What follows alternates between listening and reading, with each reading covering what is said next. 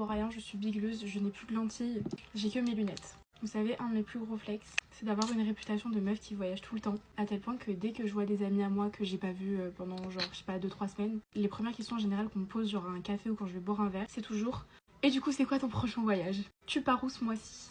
Pardon, c'est les meilleures questions qu'on puisse me poser parce qu'en fait, les gens, ils savent déjà, ils savent que je vais voyager ce mois-ci. Bien sûr, j'ai déjà un prochain voyage de prévu. Je sais que c'est un privilège et une chance de fou de pouvoir autant voyager, mais moi, c'est vraiment, je vous l'ai déjà dit, mais ma passion dans la vie. C'est-à-dire que je pense que vous me voyez très rarement avec des sacs de luxe, etc.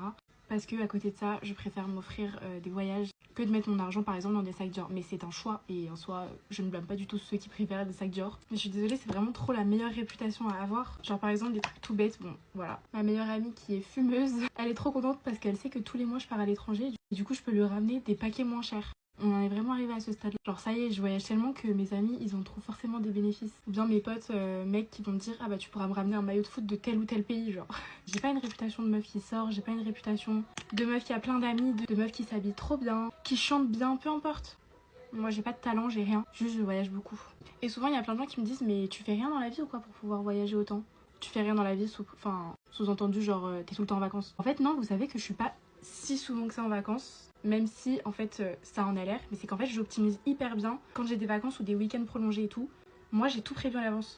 J'ai pas tant de vacances scolaires que ça. Par exemple l'année dernière, de janvier à août, j'avais techniquement qu'une seule semaine de vacances et pour autant je suis partie plein de fois parce qu'en fait déjà il y a des week-ends prolongés. Et même si c'est pour partir 2-3 jours, moi en fait j'aime tellement partir que je connais le calendrier académique sur le bout des doigts. Genre je sais quand est-ce que je peux partir. Ou bien quand j'ai cours en visio, bah du coup, comme là par exemple à Madrid, en soi j'avais pas cours, sauf jeudi j'avais cours en visio, bah c'est pas grave, je suis quand même partie jeudi matin. Et jeudi après je suis rentrée à l'hôtel pour faire mon cours en visio. Genre vraiment je connais les glitches par cœur. Et de temps en temps j'ai le droit à 2-3 jours d'absence par-ci par-là. Et du coup bah je les optimise super bien. Comme tous les gens qui sont en alternance, je sais que genre ils connaissent les trucs par cœur pour poser le plus stratégiquement possible leurs vacances. En fonction de genre leur jour de télétravail, le week-end, un jour de congé et tout. Et en fait voilà, il faut juste être hyper stratégique et super bien optimisé. Et après, niveau financier, bah, je vous ai dit, moi vraiment tout mon argent, toutes mes dépenses, elles vont quasiment la plupart du temps dans des voyages. Faut savoir que oui, genre j'ai les réseaux, etc. Mais j'ai pas que ça qui me permet de gagner ma vie. Déjà, bah, tous les ans, j'ai des stages à faire ou des CDD avec mon école. Et du coup, bah, ce qui me fait gagner un salaire en plus des réseaux.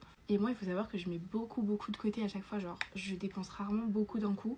J'épargne ce que je peux. Enfin, genre, j'essaye de gérer intelligemment mon argent, même si bien sûr les réseaux c'est une grosse part de mon revenu et tant mieux et j'en suis ultra reconnaissante. En dehors de ça, bah du coup avec le temps, avec un peu l'expérience de voyage, etc., j'ai plein de tips pour trouver les billets d'avion moins chers, pour trouver les bons logements, pour partir aux bonnes périodes, etc., pour essayer d'optimiser et mon budget et mon temps. Donc ça, c'est génial. Je vous ai dit une fois je pourrais devenir travel planner sans aucun problème et ouvrir mon agence franchement. Et puis après